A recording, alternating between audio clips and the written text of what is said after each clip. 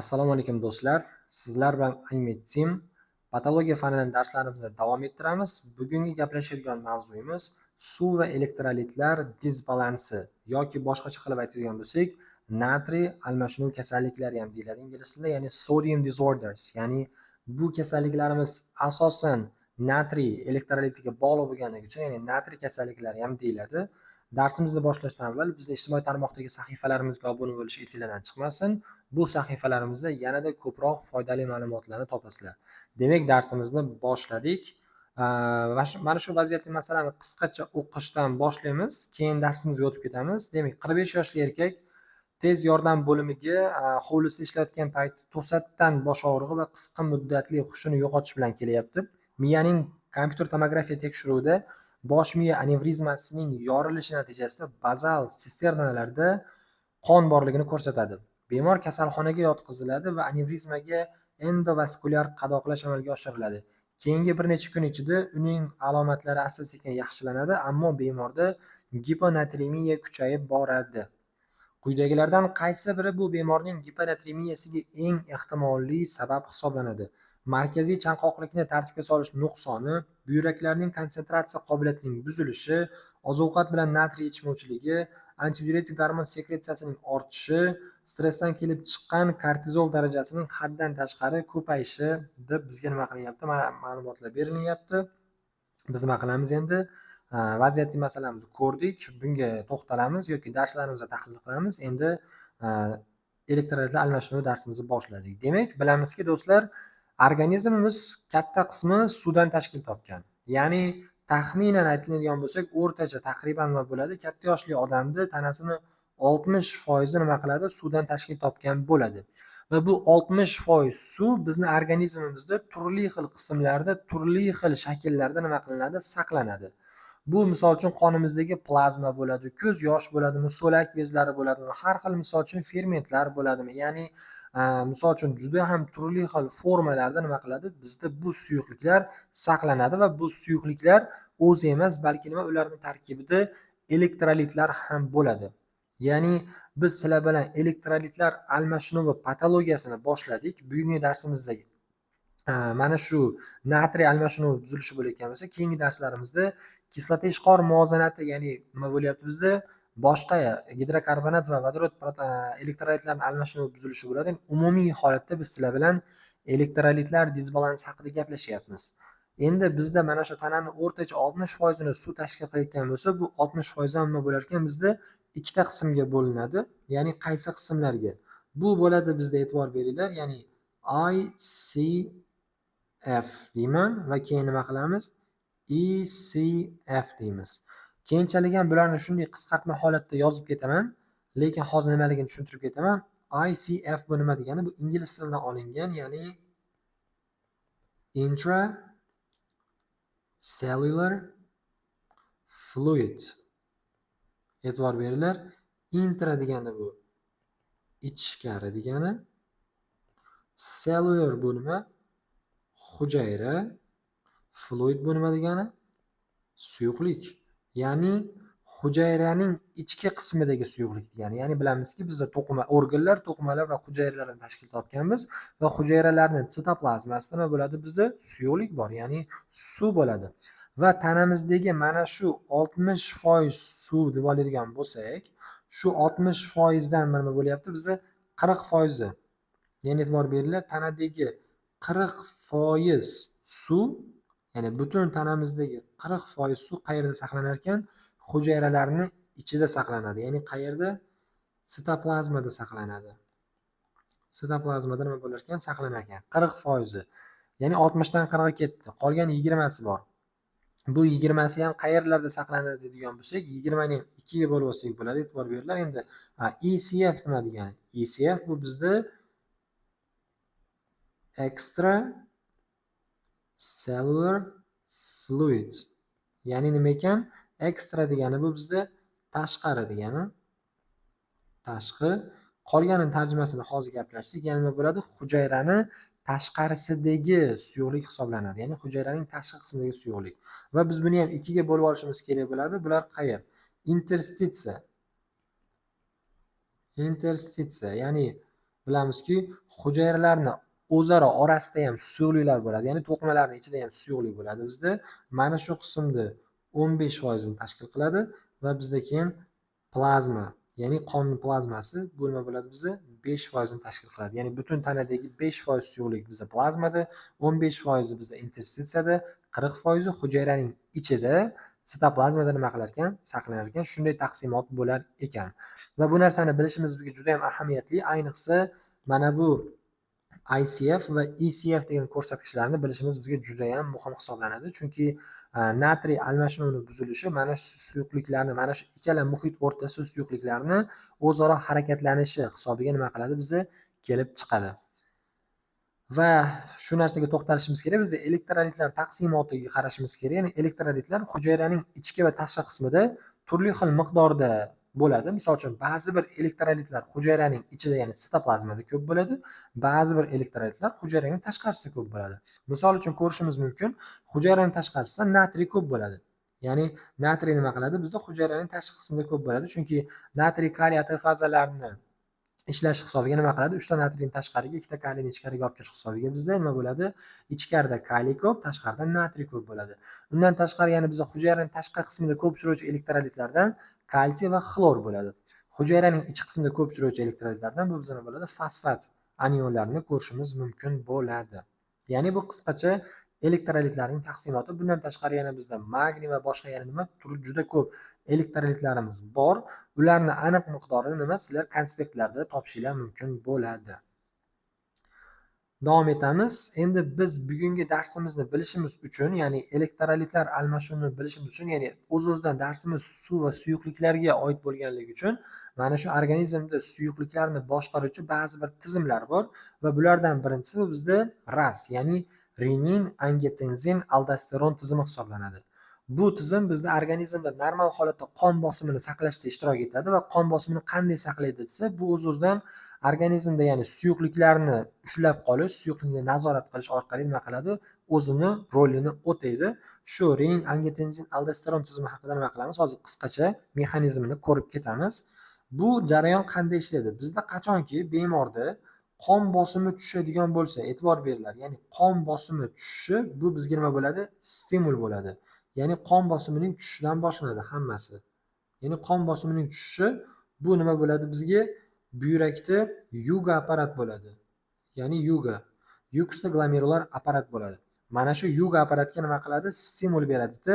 Jigardan bizda qaysi modda ishlab chiqariladi? Jigardan bizda renin moddasi ishlab chiqariladi. Ya'ni jigarda nima bo'lar ekan? Renin moddasini ishlab chiqarilishini ko'rishimiz mumkin bo'ladi. Renin degan moddamiz nima qiladi desa, bizda jigarda angiotensinogen degan modda bo'ladi. Angiotensinogen. Angiotensinogen.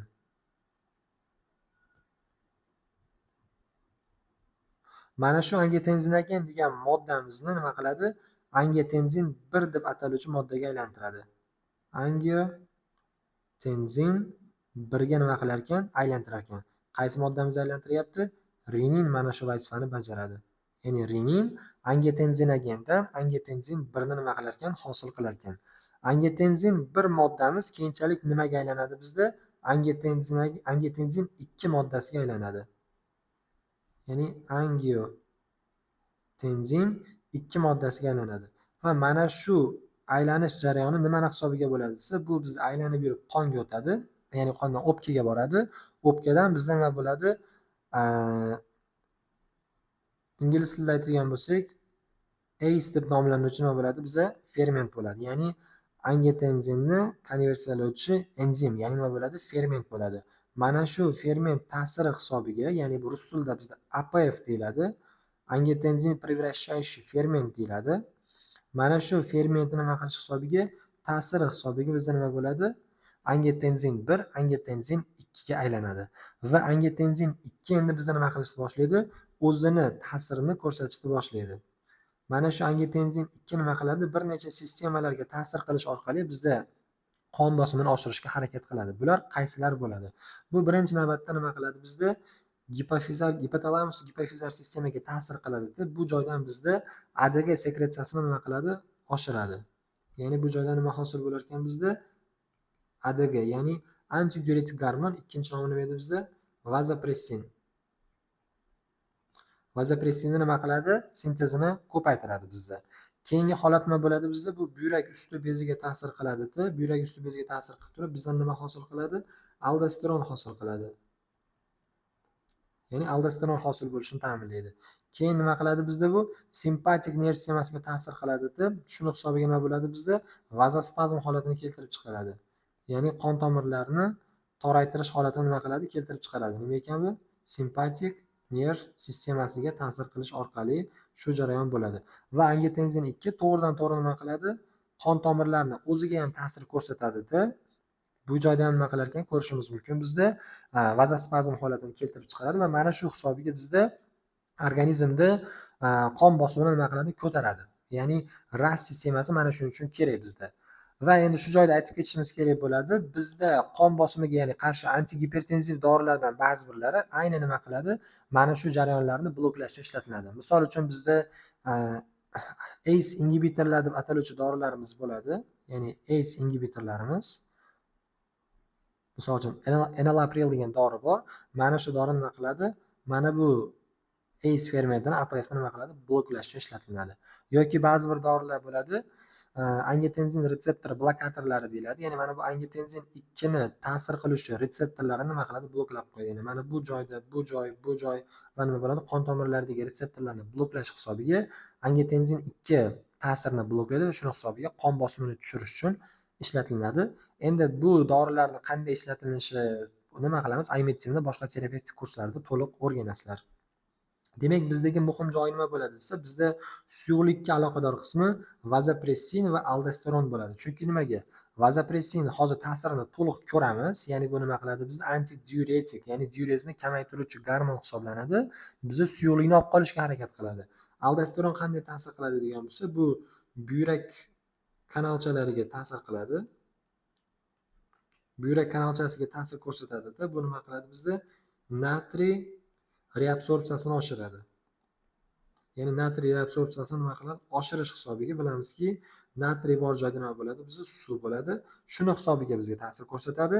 ADG nima qiladi bizda? Bu suvni reabsorpsiyasini qaytarish hisobiga nima qiladi? O'z ta'sirini ko'rsatadi. Endi mana pastdagi diagrammada antidiuretik gormonni ta'sir qilishini to'liq ko'ramiz. Ya'ni biz nima tasavvur qilinglar, ADG sintezi bo'ldi. Ya'ni antidiuretik gormon sintez bo'lgandan keyin nima qiladi? Bu o'z ta'sirini ko'rsatish kerak bo'ladi. Qanday ta'sir ko'rsatadi? Bu gormonimiz bizda oqsilli bo'lganligi hisobiga nima qiladi? Keladi-da. Bu bizda buyrak kanalchalarida o'zini nima bo'ladi? Sezuvchi retseptor bo'ladi. Ya'ni bizda shunaqa 7-pas retseptorlar deyiladi. Ya'ni G oqsili bilan ishlovchi retseptorlar bo'ladi. Mana shu retseptorga nima qiladi? Kelib turib ta'sir ko'rsatadi.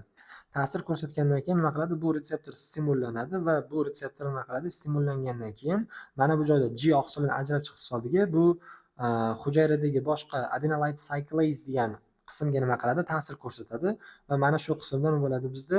ATFdan nima hosil bo'ladi bizda? Siklik AMF hosil bo'ladi. Ya'ni siklik AMF hosil bo'lishi nima qiladi? Bizda ortadi. Va siklik AMF ning hosil bo'lishi bizda keyinchalik nima bo'ladi? Protein kinaza A deb ataluvchi nima bo'ladi? Bizda moddani nima qiladi? Faolligini oshiradi va bu modda nima qiladi? Boshqa oqsillarni fosforillanish reaksiyalarini oshiradi-da. Bu bizda nima qiladi? O'z vazifasini bajaradi. Ya'ni juda ko'p oqsillarni faollashtiradi. Va bu qaysi oqsillarni faollashtiradi degan bo'lsak, ko'rishimiz mumkin nima bo'lyapti bizda? Bu oqsillar nomi nima degan bo'lsa, bular bizda akvaparin oqsillar deyiladi. Ya'ni akvaparin A2 kanalchalar bo'ladi. Bular oqsilli kanalchalar hisoblanadi. Mana shu akvaparin A2 kanalchalarini nima qilar ekan bu bizda? Stimullaydi. Akvaparin A2 kanalchalarining vazifasi nima desa, bular bizda suvni reabsorpsiya vazifasini bajaradi. Ya'ni bu bizda mana ko'rishimiz mumkin. Mana bu qism bizda buyrak kanalchasi bo'ladigan bo'lsa, mana shu joydan nima qiladi? Suvni reabsorpsiya qilib, olib qonga qaytaradi. Ya'ni shu vazifani bajaradi. Ya'ni nima bo'lar ekan bizda? Bularning barchasi suvni reabsorpsiya qilish vazifasini bajaradi. Ya'ni hammasidan nima bo'ladi bizda? Suv reabsorpsiya bo'ladi. Suv orqaga qaytadi. Suv reabsorpsiya bo'lib turib nima qiladi? Bular hammasi qaytadan qonga o'tadi. Ya'ni qonda nima bo'ladi? Hajm ko'payadi. Chunki nimaga? Suvni reabsorpsiya qilish hisobiga hajm ko'payadi va mana shu hisobiga bizda qon bosimi ortadi. Undan tashqari yana qon bosimidan tashqari bizda giperosmolarilik bo'layotgan paytda, ya'ni qonni osmolaridagi ko'tarilib ketgan paytda ham shu jarayon ishlaydi. Ya'ni suvni qaytarish orqali, reabsorpsiya qilish orqali nima qiladi? Osmolarilikni tushirishga harakat qiladi. Demak, bu bizda antidiuretik gormon ta'siri bo'ldi. Undan tashqari boya aytdik, antidiuretik gormon ikkinchi nomi bor. Bu nima edi? Vazopressin. Ya'ni o'zini V1 retseptorlariga nima qiladi? Ta'sir ko'rsatish orqali nima qiladi? Bu qon tomirlarida V1 retseptorlari bo'ladi. Bu joydagi retseptor V2 retseptor deyiladi. Ya'ni mana shu V1 retseptoriga ta'sir ko'rsatish orqali bizda nima ekan? Vazopressin, ya'ni vazospazm holatini keltirib chiqarishini ko'rishimiz mumkin. Davom etamiz do'stlar. Bizda endi mana shu suv va elektrolitlar almashinuvi darsimizda biz bilishimiz kerak bo'lgan muhim narsa nima? Bu bizda osmolarlik degan tushuncha bo'ladi. Ya'ni osmolarlik osmos hodisasi bor. Ingliz tilida bu osmosis deyiladi. Ya'ni o'zbek tilida bu osmos hodisasi. Bu osmos hodisasi nima? Suvning osmolarlik baland bo'lgan tarafga harakatlanishi bu bizda osmos deyiladi. Ya'ni e'tibor beringlar. Suvni qaysi tomonda konsentratsiya yuqori bo'lsa, mana shu tarafga qarab harakatlanish nima bo'lar ekan bizda? Osmos hodisasi deyiladi. Biz bilamizki, odatda konsentratsiya yuqori joydan konsentratsiya past tarafga qarab harakatlanish kerak, lekin bu yerda unaqa emas. Ya'ni suv konsentratsiya qayerda yuqori bo'lsa, shu tarafga qarab harakatlanib nima qiladi? Balansni tiklashga harakat qiladi. Va e'tibor beringlar, biz bu joyda boya gaplashdik, ICF va ECF bor. Ya'ni ichki hujayraning ichidagi suyuqlik, hujayraning tashqarisidagi suyuqlik bor va osmos hodisasi doim suvning harakati hujayraning tashqarisidagi suyuqlikka bog'liq bo'ladi. Chunki nimaga? Hujayraning tashqarisida bizda qon bor, plazma bor.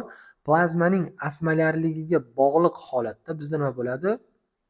Yoki mana shu hujayralar aro bo'shliqdagi suyuqlikning osmolarligi bog'liq holatda bizda hujayraning ichidagi suyuqlikning harakati yuzaga keladi.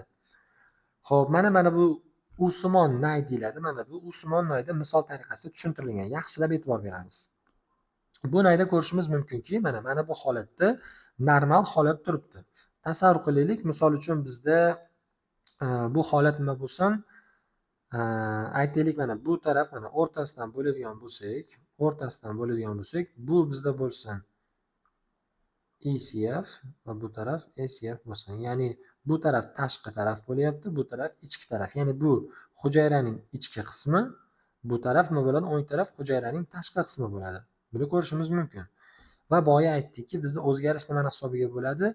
Tashqi tarafning osmolarligini o'zgarishi bu ichki tarafning osmolarligiga o'zgarishga ta'sir qiladi. Osmolarlik o'zi nima? Shu joyda aytib ketaylik. Ya'ni osmolarlik o'zi nima degan bo'lsa, osmolarlik bu eritmadagi elektrolitlar soni. Ya'ni eritmadagi elektrolitlarning soni bizda nimani keltirib chiqaradi?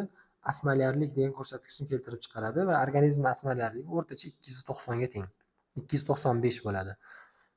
Ya'ni ko'rishimiz mumkinki, bizda normal holatda hujayraning ichki qismidagi va tashqi qismidagi osmolarlik teng.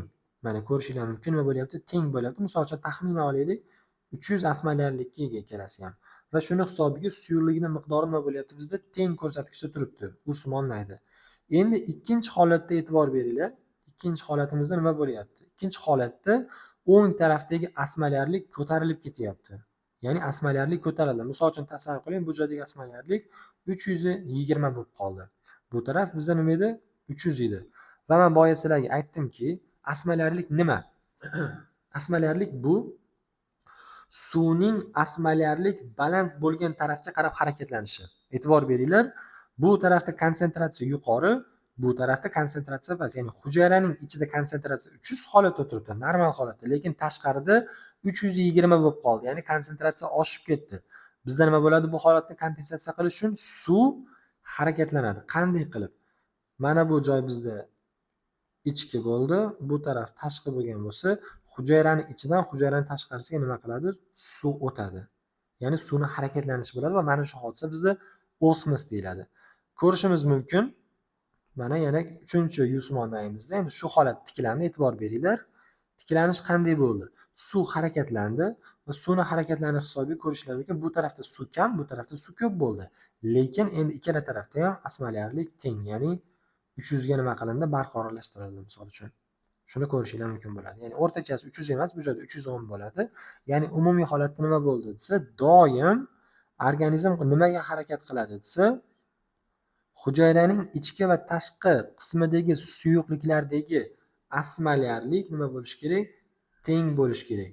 Ya'ni ICF bilan ECFdagi osmolarlikni nima qiladi? Organizm bularni tenglashga harakat qiladi.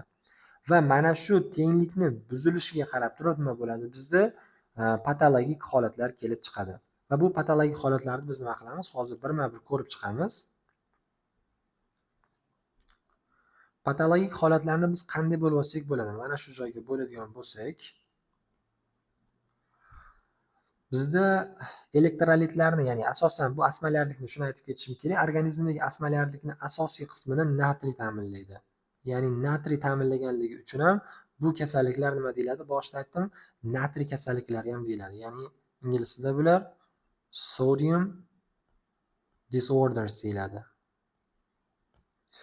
Va mana shu sodik, ya'ni natriy kasalliklarini elektrolitlar almashinuvi buzilishiga qarab turib bizda 3 xil holat bo'ladi. Ya'ni 2 xil holat o'zi mana gipergidratatsiya holati bo'ladi yoki degidratatsiya holati bo'ladi. Ya'ni suyuqlikning ko'payishi yoki suyuqlikning kamayishi bo'ladi.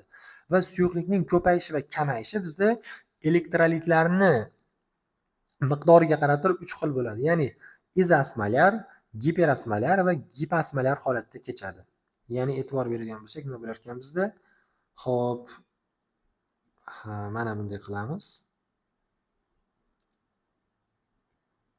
3 ga bo'ladigan bo'lsak, nima bo'ldi bizda? Mana shunday holatlar bo'ladi bizda. Demak, giper holat bo'ladi, gipo holat bo'ladi va izo holat bo'lishini ko'rishimiz mumkin. Va mana shu giper, gipo, izo holatda nima bo'lar ekan bizda? Yoki e'tibor beringlar, degidratatsiya bo'ladi. Ya'ni degidratatsiya bo'ladi hammasida.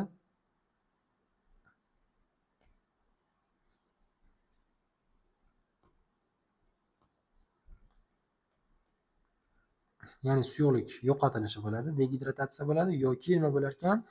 Gipergidratatsiya bo'ladi. Ya'ni gipergidratatsiya holati bo'ladi. Ya'ni suyuqlikning ko'payishi bo'ladi. Hammasi qanday holatda bo'lar ekan? Yoki giperosmolar yoki gipoosmolar yoki izoosmolar holatda kechadi. Bularni endi hozir har bittasini birma-bir nima qilamiz? Ko'rib chiqamiz. Qachon bo'ladi va bularni keyinchalik qanday qilib korreksiya qilishni ko'ramiz. Demak, birinchi bo'lib e'tibor beramiz nima ekan bizda? Degidratatsion holat, ya'ni izosmolar holat bo'lyapti. E'tibor beringlar. Ya'ni bizda izoosmolar holat, ya'ni izoosmolar degidratatsiya va izoosmolar gipergidratatsiya holatini ko'ramiz. Ya'ni nima bo'lsin bizda? Izoosmolar degani bu degani bizda osmolarlikning o'zgarmasligi bilan kechsin. Ya'ni nima bo'lsin bizda? Osmolarlik o'zgarmasin. Osmolarlikning o'zgarmasligi bilan faqat nima bo'lsin? Suyuqlikning hajmi kamaysin yoki ko'payishi holatlari bo'lsin deyilyapti. Birinchi bo'lib mana bu jadvalni tushuntirib berishim kerak. Qaranglar, biz bo'lib olgan edik, esingizda bo'lsa, bizda hujayraning tashqarisidagi qism, hujayraning ichkarisidagi qism. Bu nima bo'ladi bizda? Esingizda bo'lsa, bu taraf 20%, bu taraf 40% edi. Va mana bu jadval bizda chiziqlar shunday shkalada joylashtirilganki, mana bu, ya'ni bu tarafga qarab ketadigan chizig'imiz bizda nima bo'ladi? Hajmni bildiradi. Ya'ni ko'rishingiz mumkin, mana volume deb qo'yilgan. Ya'ni volume degani bu bizda hajm. Bu nima? Mana bu tarafga ketuvchi chiziq. Ya'ni o'ngga qarab ketuvchi chiziq bizda hajmni bildiradi. Endi bizda yuqoriga qarab ketuvchi chiziq bo'lsa, ya'ni mana bu yuqoriga qarab ketuvchi chiziq bo'lsa, bu nimani bildiradi? Osmolarlikni bildiradi. Ya'ni mabodo biz mana bu chiziqdan tashqariga chiqadigan bo'lsak, ya'ni o'ng tarafga qarab chiqadigan bo'lsak, bu bizda hajmni ko'payishini bildiradi yoki kiradigan bo'lsak, hajmni kamayishini bildiradi. Mabodo biz mana bu qora chiziqdan yuqoriga chiqadigan bo'lsak, bu bizda osmolarlikning ko'tarilishini, tushadigan bo'lsak, osmolarlikning kamayishini bildiradi. Hozir birma-bir ko'ramiz. Demak, birinchi holat bizda izoosmolyar degidratatsiya bo'lsin. Ya'ni nima bo'lsin? Bizda osmolyarlik o'zgarmagan holatda degidratatsion holat, ya'ni suyuqlik yo'qotaylik. E'tibor beringlar, men organizmdagi osmolyarlikni bizga tushunish oson bo'lishi uchun 300 deb oldim. Lekin organizmda normadagi osmolyarligi taxminan 295 bo'ladi. Lekin men nima qildim? Buni sizlarga matematika osonroq bo'lsin, hisoblash osonroq bo'lishi uchun 300 deb oldim. Va men boya aytdimki, normal holatda nima bo'ladi dedim? Hujayrani tashqarisidagi bilan ichkarisidagi suyuqliklarning osmolyarligi teng bo'ladi. Va mana normal holatda teng turibdi bizda. Lekin patologik holat bo'ldida izoosmolyar degidratatsiya bo'ldi. Izoosmolyar degidratatsiyada qanday bo'ladi desa, e'tibor bersanglar, natriy bilan suvni miqdori birdaniga yo'qotiladi. E'tibor beringlar. Ya'ni nima bo'lyapti? Chiqib ketyapti. Qayerdan chiqib ketadi? Tashqaridan. Chunki aytdikki, hujayrani tashqarisida bo'ladigan o'zgarishga qarab turib, hujayraning ichkarisi shunga javob beradi. Ya'ni hujayrani tashqi qismidan ya'ni misol uchun plazmadan yoki misol uchun hujayralararo bo'shliqdagi interstisdagi suyuqlikning yo'qotilishi hisobiga va qanday yo'qotilishi, ham natriyni yo'qotay, ham suvni bir xil miqdorda yo'qotishim hisobiga, ya'ni proporsional holatda yo'qotishim hisobiga menda nima bo'ladi? Faqatgina hajmni kamayishi bo'ladi xolos, lekin osmolyarlik o'zgarmaydi. Qanday kechadi bu? Qaysi holatlarda bo'ladi? Bu holatni keltirib chiqaruvchi sabablar bizda nima bo'ladi? O'tkir diareya. O'tkir diareya paytida biz nima qilamiz? Ham suyuqlik, ham elektrolitlarni yo'qotganligimiz hisobiga nima qiladi? Bizda mana shunday izoosmolyar degidratatsion holat bo'ladi. Yoki misol uchun nima bo'ladi? Qayd qilish. Qayd qilishning erta bosqichlarida yoki nima bo'ladi? Bizda gemorragiya, ya'ni qon yo'qotish. E'tibor beringlar, qon yo'qotish. Chunki qon yo'qotilayotgan paytda ham bilamizki, nima bo'ladi? Plazmadan bir xil miqdorda ham suyuqlik, ham elektrolitlar yo'qotiladi. Shuni hisobiga nima bo'ladi? Bizda ham suyuqlik, ham tuz chiqib ketganligi hisobiga osmolyarlik konsentratsiya o'zgarmaydi, lekin nima bo'ladi? Hajm kamayadi xolos. Yoki misol uchun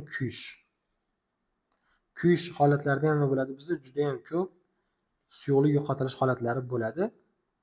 Yoki misol uchun bo'lishi mumkin, bizda pankreatit, peritonit holatlarida nima bo'ladi? Suyuqliklarni 3-bo'shliqqa chiqishi bo'ladi. Ya'ni peritonit holatlarida bizda 3-bo'shliqlarga suyuqliklarning yig'ilishi hisobiga nima bo'ladi? Bizda hajmni kamayishi bo'ladi va o'zgarish qanday bo'lyapti? Mana pastda bizda shuni o'zgarish holati bo'lyapti. E'tibor beringlar, bizda boya aytdimki, mana bu chiziq, ya'ni pastdan o'ngga qarab ketayotgan chiziq bu hajmni bildiradi. Yuqoriga ketayotgan chiziq bu osmolyarniki bildiradi. E'tibor bersak, bizda osmolyarlik o'zini ko'rsatkichida turibdi. Ya'ni ko'k chiziq bizda o'zgargan chiziq. Osmolyarlikda o'zgarish bo'lmadi. Nimaga? Chunki bizda ham suyuqlik, ham tuz bir xil miqdorda chiqib ketganligi uchun nima bo'ladi? Konsentratsiya o'zgarmaydi.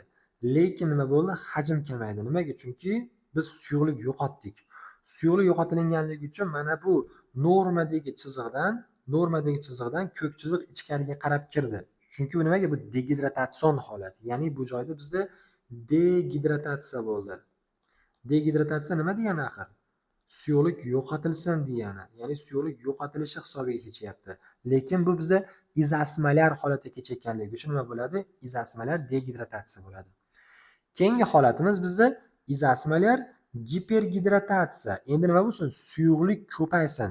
Faqat suyuqlik hajmi ko'payishi nimani hisobiga bo'lsin? Bizda ham izoosmolyar bo'lsin, ya'ni osmolyarlik o'zgarmasin. Bu qachon bo'ladi desak, bizda izoosmotik holat ham tuz, ham suvni bir xil miqdorda qabul qilsak. Yana eski holatimiz mana 300 holatda turgan edi, tashqari bilan ichkari teng edi, lekin biz nima qilyapmiz? Ham suyuqlik, ham tuzni nima qilyapmiz? Bir xil miqdorda qabul qilganligimiz hisobiga bizda shu holat kelib chiqadi. Qachon bo'ladi? Qachonki bizda izotonik suyuqliklar miqdori ko'p quyilganda. Ya'ni izotonik nima bo'lyapti? IVF deb qo'yaman, ya'ni intravenous fluid suyuqliklar miqdori ko'p quyilganda. Misol uchun nima? 0.9% natriy misol uchun ko'p quyilgan paytda nima qiladi bizda? Shunaqa izoosmolyar gipergidratatsion holat bo'lishi mumkin bo'ladi. Yoki misol uchun nima bo'lishi mumkin? Buyrak yetishmovchiliklarida. Ya'ni buyrak Yetishmovchiliklarda nima bo'ladi desa, bu yerda yetishmovchiliklarda bizda nima qiladi? Dastlabki holatlarida tuzni ushlab qolish bo'ladi. Ya'ni nima qilinadi bizda? Tuz ushlab qolish bo'ladi va mana shu tuz ushlab qolinish hisobiga nima qiladi? Tuz bor joyda suv ham bo'ladi. Shuni hisobiga biz bu bemorlarimizda izosmolyar gipergidrotatsion holat bo'lishi mumkin va buni natijasi qanday bo'lyapti? E'tibor beramiz. Xuddi avvalgidaqa yuqoridagi chiziq, mana yuqoriga qarab ketgan chiziqda o'zgarish bo'lmadi. Ya'ni nima qilyapti? O'zini normal holatda turibdi mana. Ko'rsak, chiziqdan balandlab ketmadi. Qanday bo'lsa shunday. Chunki osmolyarlikda o'zgarish bo'lmaydi. Lekin mana bu chiziq, ya'ni volume, hajm tarafdagi chiziq o'ngga qarab siljidi. Nima uchun? Chunki hajm ko'paydi. Chunki nima bo'lyapti? Suyuqlik miqdori ortyapti. Faqat nima bo'lyapti?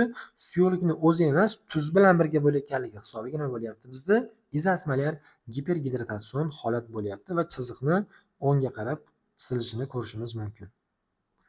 Davom etamiz do'stlar. Bu bizda izosmolyar holat bo'ldi. Keyingisi bizda giposmolyar holat, ya'ni osmolyarlikning tushishi hisobiga bo'lsin deyilyapti. Ya'ni osmolyarlik kamaysin. Birinchi holatimiz, e'tibor beringlar. Men boya aytdimki, bizda nima bo'ladi dedim? Normal holatda 300 bo'lish kerak edi, lekin mana bu bizda giposmolyar bo'lsin, ya'ni osmolyarlik tushsin. Nima bo'ldi? Hujayrani tashqarisidagi suyuqliklarda osmolyarlik kamaydi, 280 ga tushib qoldi. Bu qachon bo'ladi? Osmolyarlik qachon tushadi? Qachonki bizda nima bo'lsa, tuz miqdori kamaysa. Ya'ni nima bo'lsin? Bizda elektrolitlar kamayishi hisobiga nima qiladi? Mana shu holat kelib chiqadi. Ya'ni nima bo'lsa, mana natriy chiqib ketsin deyilyapti. Ya'ni natriy chiqib ketsin. Qachon bo'ladi bu holatlar? Misol uchun, Addison kasalligida. Addison kasalligida bizda nima bo'ladi? Aldosteron yetishmasligi hisobiga aldosteron vazifasi natriy reabsorsiyasini ta'minlash edi. Addison kasalligida bizda nima bo'ladi? Natriyda reabsorsiyasi kamayadi. Shuni hisobiga nima bo'ladi? Bizda natriy chiqib ketib, bemorlarda giposmolyar degidratatsiya holati bo'ladi. Undan tashqari, misol uchun, diuretiklar qo'llanish. Diuretiklar, ayniqsa qaysilar? Tiazidlar. Tiazidlar qo'llanishni nima qiladi? Mana shunga olib kelishi mumkin. Undan tashqari, misol uchun, bizda bo'lishi mumkin, aytaylik, qayd qilish. Qayd qilish misol uchun va diareyaga e'tibor beringlar. Faqat bu bitta joyi bor, sharti bor. Qayd qilish bilan diareyadan keyin biz nima qilamiz? Suyuqlik quyamiz-ku. Mana shu suyuqlik quyishda faqatgina suvni o'zi quyilsa, ya'ni suvning o'zi, ya'ni natriysiz, ya'ni tuzsiz, faqatgina suvni o'zini ichish yoki misol uchun shunaqa, misol uchun siz o'rsa bermayapsiz, ya'ni mineralli suv bermasdan oddiy suvni ichirish nima bo'ladi? Bu bemorlarda giposmolyar degidratatsion holatga sabab bo'lishi mumkin bo'ladi. Bunda qanday jarayon bo'ladi? E'tibor beringlar. Bizda natriy tashqariga chiqib ketdi va tashqi qismdagi osmolyarlik kamaydi. Osmolyarlik kamayganligi hisobiga biz boya gaplashdikki, osmos hodisasiga ko'ra nima qiladi? Osmos doim hujayrani tashqarisidagi bilan ichkarisidagi suyuqlikni tiklashga harakat qiladi. Shuning uchun osmolyarlik past bo'lgan joydan osmolyarlik yuqori bo'lgan joyga suv harakatlanadi. E'tibor beramiz, pastda o'zgarishda suv hujayrani tashqarisidan hujayrani ichiga nima qiladi? Kiradi. Mana suvni o'tishini ko'rishimiz mumkin. Nima qiladi? Hujayrani ichiga suv kiradi. Va shuni hisobiga nima bo'ladi? Hujayralarda shish bo'ladi. Ya'ni hujayralarda nima bo'ladi? Shish bo'lishi mumkin. Va bu jarayon qachon bo'ladi desa, ikkala holat tenglashgungacha. Ya'ni tenglik qachon? 290. Ya'ni 280 bilan 300 ning o'rtasidagi tenglik 290 bo'lganligi uchun shuni tenglagungacha nima qiladi? Suyuqlik o'tadi. Va endi chiziqlarga e'tibor beramiz. Bizda osmolyarlik chizig'ida pastlash bo'ldi. Ya'ni norma qora chiziq edi, ko'k chiziq pastladi. Nima uchun? Chunki ikkalasi ham 300 bo'lish kerak edi, lekin 290 ga tushib qoldi. Kamaydi va endi e'tibor beryapmiz. Hajm nima qildi? Bu tarafdan kamaydi. Kamaydi. Nima uchun? Chunki bizda suyuqlik yo'qotilganligi uchun kamaydi, lekin hujayrani ichidagi suyuqlik ortdi. Chunki nima bo'ldi? Hujayrani ichiga suyuqlik kirganligi hisobiga nima qildi? Hujayrani ichida suyuqlik ortadi, lekin hujayraning tashqarisida nima bo'ladi? Suyuqlik kamayadi. Davom etamiz. Keyingi holat bizda nima bo'lyapti? Giposmolyar gipergidratatsiya bo'lsin. Ya'ni osmolyarlikning tushishi bo'lsin, lekin nima bo'lsin? Bizda suyuqlik ko'payishi hisobiga bo'lsin bunda. Ya'ni tuzni ichib ketish hisobiga emas, balki nima? Suyuqlik ko'payishi hisobiga bo'lsin. Bu qachon bo'ladi bizda? Sabablarini yozamiz. Bu bizda nima bo'ladi? ADG gormonining ko'p ishlab chiqarish hisobiga bo'ladi. Ya'ni Antidiuretik gormonning ko'p ishlab chiqarish hisobiga bilamizki, bu nima? Suvni reabsorbsiyasini ta'minlaydi. Suvni ko'p miqdorda reabsorpsiya qilganligi hisobiga suv ko'p organizmda qolib ketadi va nima bo'ladi? Bizda shu holat kelib chiqadi. Undan tashqari bizda yana psixogen polidipsiya holati. Polidipsiya bu suyuqlik ko'p ichish, ya'ni psixogen degani bu psixologik ravishda bemorlar ko'p suyuqlik ichishni boshlaydi. Shunda bu holat kelib chiqishi mumkin. Undan tashqari, misol uchun bizda yana gipatonik nima bo'ladi? Suyuqliklarni ko'p ichish ham, ko'p qabul qilish ham, misol uchun ularni vena ichiga yoki shunday o'zini qabul qilish ham nima qiladi? Bizda shu holatni keltirib chiqarishi mumkin. Misol uchun 5% dekstroz eritmalari bunga misol bo'ladi. Va e'tibor beramiz. Nima bo'lyapti bunda? 280 edi, bu yerda 300. Nimani hisobiga 280 bo'lib qoldi? Chunki hajm ko'paydi. Ya'ni misol uchun konsentratsiya nimani hisobiga tushdi? Tuz kamaymadi bu yerda, suyuqlik ko'payib ketdi. Va shuni hisobiga siljit qaranglar. Ikkala holatda ham osmolarlik tushadi. Nimaga? Chunki bilamizki, konsentratsiya past joydan konsentratsiya yuqori joyga suv harakatlanadi. Mana yana nima bo'lyapti? Hujayrani tashqarisidan hujayraning ichiga suv harakatlanadi. Va e'tibor beringlar, endi ikkala tarafda ham hujayrada, ya'ni hujayraning tashqarisida ham, hujayraning ichki qismida ham nima bo'ladi? Hajm ko'payyapti. Nimaga? Chunki hujayraning tashqarisiga suyuqlik ko'payganligi uchun, ya'ni plazmada suyuqlik ortganligi uchun bo'lyapti va bu suyuqlik nima qiladi? Asta-sekin hujayraning ichiga kirishni boshlaydi va bunda ham nima bo'ladi? Bizda shish holatini ko'rishimiz mumkin bo'ladi. Ya'ni hujayralarda shish bo'ladi, hujayralar bo'kadi. Tushunarlimi? Davom etamiz. Keyingi holat bizda oxirgi holatimiz giperosmolyar holat. Ya'ni giperosmolyar degidratatsiya va giperosmolyar gipergidratatsiya haqida gaplashamiz. Bunda nima bo'lsin endi? Osmolyarlik ko'tarilishi hisobiga yo suyuqlik yo'qotaylik yoki suyuqlik kamayasin. Xo'p, birinchi holatimiz mana nima bo'lyapti bizda? Giperosmolyar degidratatsiya holati, ya'ni osmolyarlik ko'tarilsin. E'tibor bersak 300 bo'lishi kerak edi, lekin 320 bo'lib qoldi. Nima uchun? Chunki bizda suv chiqib ketdi. Ya'ni tuz yo'q, faqatgina nima bo'ldi? Suvni o'zi chiqib ketish hisobiga bizda nima bo'ladi? Erituvchi kamayib ketdi va konsentratsiya oshib ketadi. Oddiy kimyoviy jarayon. Qachon bo'ladi bu jarayon? Ya'ni qachon bizda giperosmolyar degidratatsiya jarayon bo'ladi? Misol uchun terlash. Ya'ni terlash bizda ortib ketganda nima bo'ladi? Suyuqlik ko'p yo'qotamiz. Keyingisi misol uchun nima bo'ladi? Isitma holatlarida. Endi isitma ham o'z-o'zidan nimaga bog'liq bo'ladi? Bizda misol uchun suyuqlik yo'qotish, ya'ni terlash bilan bo'lishi mumkin. Undan tashqari nima bo'ladi bizda? Qandsiz diabet. Qandsiz diabet kasalligi nima bo'ladi bizda? Antidiuretik gormonda, misol uchun ikkala turi ham bo'lishi mumkin. Markaziy yoki nefrogen turida ham antidiuretik gormon yetishmaydi yoki antidiuretik gormon sevuvchi retseptorlar yaxshi ishlamayotganligi hisobiga nima bo'ladi? Suv yo'qotiladi, ya'ni suvni reabsorbsiyasi kamayib ketadi. Shuning uchun bizda degidratsion holat bo'lishi mumkin bo'ladi. Undan tashqari osmotik diuretiklar. Osmotik diuretiklarni qo'llash ham nima bo'ladi bizda? Mana shu holatni keltirib chiqarishi mumkin. Jarayon qanday kechadi? Suyuqlik umumiy miqdorda yo'qotilyapti, ya'ni biz suyuqlik yo'qotyapmiz va shuni hisobiga konsentratsiya oshyapti. Biz bilamizki, konsentratsiya past joydan yuqori joyga harakatlanadi va bunda qanday bo'ladi? E'tibor bersak, endi hujayraning ichki qismidan, ya'ni sitoplazmadan tashqariga, ya'ni hujayralararo bo'shliqqa, interstitsiyaga suyuqlik chiqadi. Va bu tiklanish qachongacha bo'ladi? 300 bilan 320 ni o'rtasida bizda 310 bo'ladi. Ikkala joydagi suyuqliklarning osmolyarligi teng bo'lmagunicha suyuqlik chiqadi va osmolyarlik 310 ga kelganda tenglashadi. Va chiziqlarga e'tibor berilgan bo'lsak, ikkala tarafda ham hajm nima qilyapti bizda? Kichrayishini, ya'ni hajm kamayishini ko'rishimiz mumkin. Nimaga? Tashqaridan suyuqlik yo'qotilganligi uchun hajm kamaygan, ichkaridan nima bo'lgan? Ichkaridan tashqariga suyuqlik o'tganligi uchun nima bo'lgan? Hajm kamaygan. Va osmolyarlik ikkala holatda ham nima qilgan? Ko'tarilganini ko'rishimiz mumkin. Nechiga? Chunki 300 dan 310 ga nima qilyapti? Bizda ko'tarilib qolyapti. Va bizda so'nggi holat do'stlar giperosmolyar gipergidratatsiya, ya'ni osmolyarlik ko'tarilsin va bizda gipergidratsion holat bo'lsin. Qachon bo'ladi bu bizda? Qachonki natriy nima qilsa, bizda ko'p qolsa, ya'ni bizda elektrolitlar miqdori ko'paysa, mana shu holat kelib chiqadi.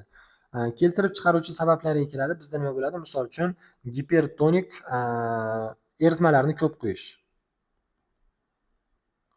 Ya'ni gipertonik IVF, ya'ni IV suyuqliklarni nima qilish?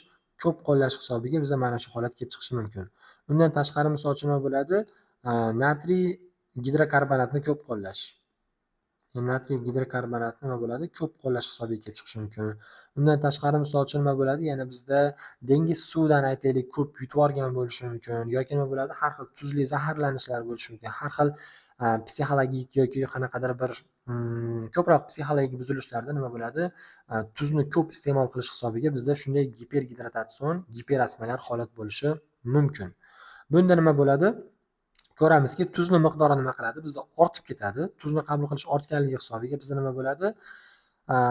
Ya'ni osmolarlik ko'tarilib ketadi. Osmolarlik ko'tarilganligi hisobiga biz bilamizki, hujayrani ichidan hujayraning tashqarisiga nima qiladi? Suyuqlik o'tadi va mana shu o'tish hisobiga bizni hujayraning ichida hajm kamayadi, lekin hujayraning tashqarisida nima qiladi? Bizda hajm ortadi va ikkala qismda ham nima bo'ladi? Osmolarlikni ortishini ko'rishimiz mumkin. Nimaga? Chunki 310 bo'limgacha bu joyda tenglanish sodir bo'ladi.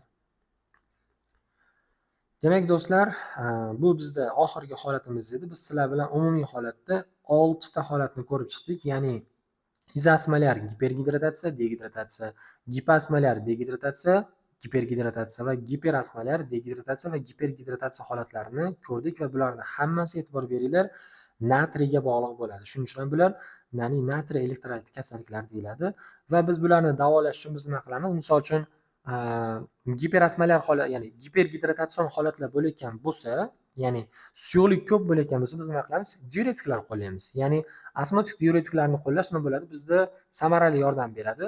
Keyingi holatlar, misol uchun agar bizda degidratatsion holatlar bo'layotgan bo'lsa, ya'ni suyuqlik yo'qotilishi bilan kechayotgan holatlar bo'lsa, biz nima qilamiz?